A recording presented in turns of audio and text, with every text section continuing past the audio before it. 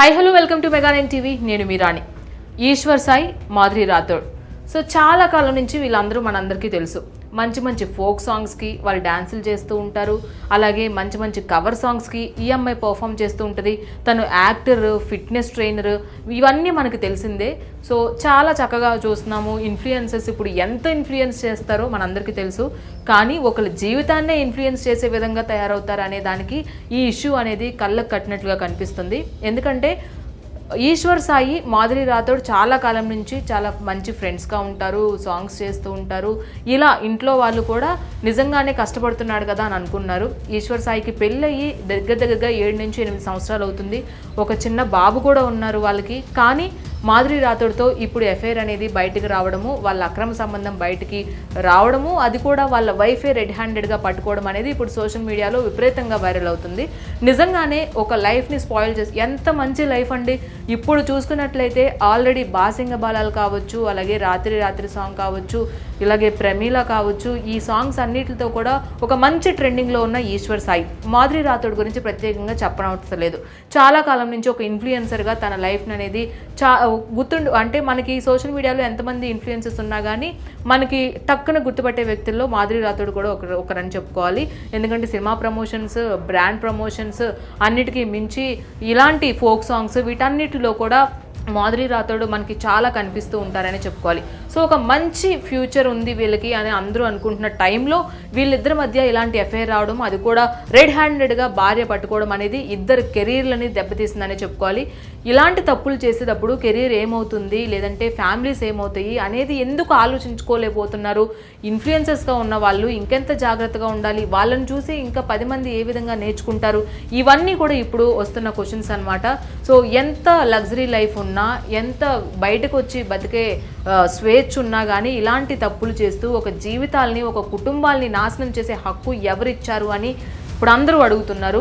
ఎందుకంటే ఒక చక్కటి ఫ్యామిలీ, తనకి ఒక చిన్న బాబు కూడా ఉన్నారు ఈశ్వర్ సాయికి.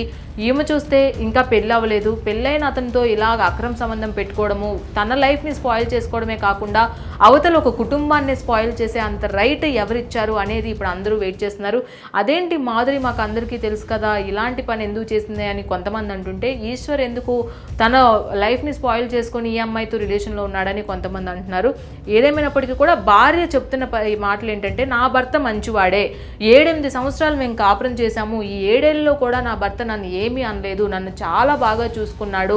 నేను గతంలో కూడా నేను సూసైడ్ చేసుకోవడానికి ఈ అమ్మాయి వల్లే వెళ్ళాను. ఎందుకంటే నాకు కొన్ని డౌట్స్ వచ్చాయి, కొన్ని టెక్స్ట్ మెసేజెస్ చూశాను, నాకు చాలా డౌట్ అనిపించింది వీళ్ళిద్దరి మధ్య.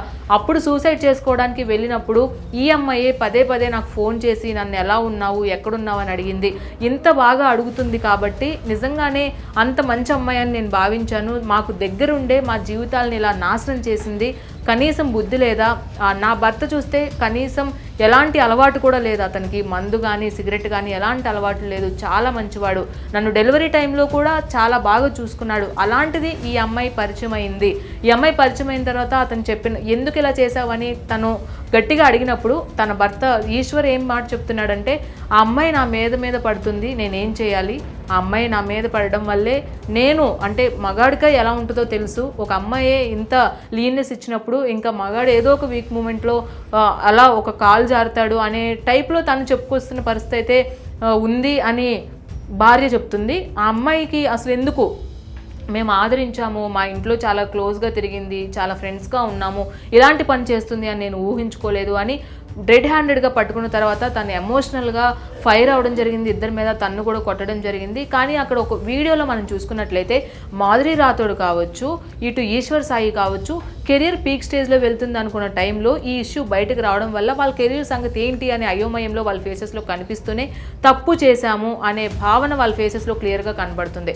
కాబట్టి కుటుంబ బంధాలకి విలువలనిస్తూ, సో కుటుంబాల మధ్య ఇలాంటి ఇష్యూస్ని తీసుకొస్తే ఏమవుతుంది అనే దానికి ఇప్పుడు అందరూ కూడా రెస్పాండ్ అవుతున్నారు. అసలు ఎందుకు ఇలా చేస్తున్నారు, రాను ఈ బంధాలకి అనుబంధాలకి ఎందుకు ఇలాంటి చేస్తున్నారు అనేది కూడా అందరూ కూడా అనుకుంటున్న పరిస్థితి. ఏదేమైనప్పటికీ కూడా ఒక తన లైఫ్ నాశనం చేసుకోవడమే కాకుండా పక్కన ఇంకొక ఫ్యామిలీని కూడా డిస్టర్బ్ చేసి తన ఫ్యూచర్ని తన కెరీర్ని అంతా కూడా నాశనం చేసుకుంది మాధురి రాథోడ్ అని చెప్తున్నారు.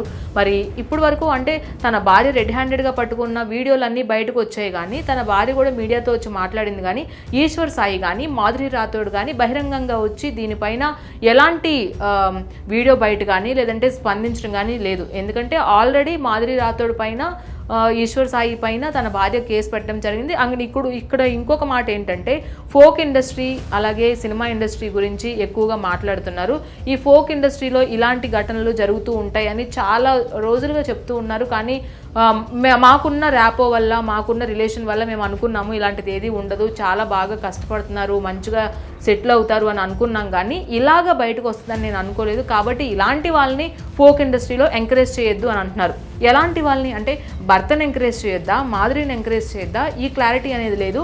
అంటే ఎదుగుతున్న టైంలో ఇలాంటివి బయటకు వచ్చినప్పుడు భర్తను వెనకేసుకొస్తూ తప్పంతా అమ్మాయిదే అని నెట్టేస్తుంటే సో ఇది ఏ విధంగా కరెక్ట్ అని కొంతమంది అంటుంటే, ఒక లైఫ్లోకి వెళ్ళడం నిజంగానే తప్పు. సో ఒక తప్పు జరిగిందంటే ఇద్దరు వైపున మిస్టేక్ ఉంటుంది. సో అది కూడా ఒకసారి గమనించుకోవాలని కొంతమంది అంటుంటే, మాధురి చేసింది 100కి 200% తప్పు. పెళ్ళయ్యి పిల్లలు ఉన్నారు, పిల్లాడు ఉన్నాడు, వాళ్ళు హ్యాపీ లైఫ్ వీళ్ళు లీడ్ చేస్తున్నారు అని తెలిసి కూడా ఆ అబ్బాయి జోలికి వెళ్ళడము, ఆ అబ్బాయితో అలా మూవ్ ఆన్ అవ్వడం అనేది ఖచ్చితంగా తప్పు అని కూడా కొంతమంది చెప్తున్నారు. ఏదేమైనప్పటికీ కూడా కెరియర్ మంచి పీక్ స్టేజ్లోకి వెళ్తుంది అనుకుంటున్న టైంలో అందరికీ తెలిసిన ఇన్ఫ్లుయెన్సెస్సే ఈ విధమైనటువంటి పనులు చేస్తూ ఉంటే ఇంకా సమాజానికి ఏ విధమైన మెసేజ్ ఇస్తారు? మీరు ఇలాంటి వాళ్ళని ఎందుకు ఇన్ఫ్లుయెన్సర్గా మీరు భావిస్తున్నారు, ఇన్ఫ్లుయెన్స్ చేస్తున్నారు, వాళ్ళకి ఎందుకు అవకాశాలు ఇస్తున్నారు? సో ఒకసారి అంటే మంచి చెడు ఆలోచించి ముందుకు వెళ్తే బాగుంటుంది అని అందరూ కూడా చెప్తున్నారు. ఏదేమైనప్పటికీ కూడా ఈశ్వర్ సాయి అండ్ మాధురి రాథోడ్ ఇష్యూయే ఇప్పుడు నడుస్తుంది. వీళ్ళిద్దరూ ఎలా రెస్పాండ్ అవుతారు బయటకు వచ్చి, మెయిన్గా మాధురి ఏం చెప్తుంది అనే దానిపైన కూడా ఇప్పుడు అందరూ ఎదురు చూస్తున్నారు.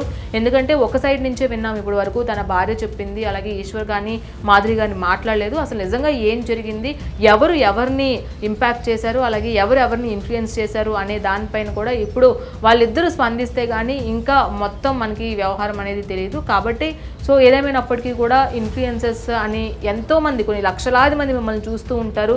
మీరు చేసే పనులకి వాళ్ళు కూడా ఇంపాక్ట్గా ఫీల్ అవుతూ ఉంటారు, కాబట్టి వాళ్ళు కూడా ఇన్ఫ్లుయెన్స్ అవుతారు. కాబట్టి ఇలాంటి తప్పులు చేసే ముందు 1కి 10 సార్లు ఆలోచిస్తే మంచిది అని ప్రతి ఒక్కరు కూడా అనుకుంటున్నారు. ఇది మాధురి రాథోడ్ అండ్ ఈశ్వర్ సాయి యొక్క అప్డేట్. సో మరిన్ని అప్డేట్స్తో మళ్ళీ కలుద్దాం. అంతవరకు చూస్తూనే ఉండండి మెగా 9 టీవీ.